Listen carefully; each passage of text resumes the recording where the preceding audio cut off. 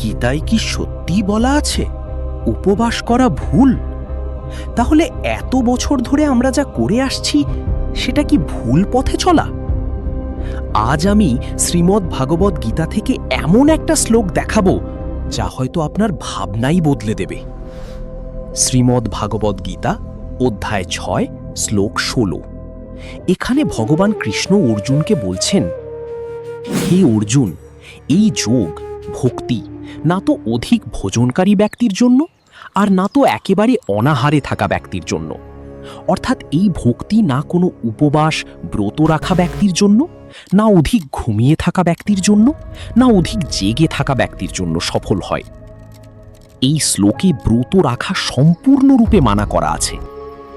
এই শ্লোকের অর্থ নিয়ে বিভিন্ন মতামত রয়েছে, আপনি নিজে পড়ে বিচার করুন। তাহলে প্রশ্নটা এখন আপনার কাছে, আমরা এতদিন যা মেনে চলেছি সেটা কি সত্যিই ঠিক? গীতার এই কথার পর আপনি কি এখনো আগের মতোই ভাববেন?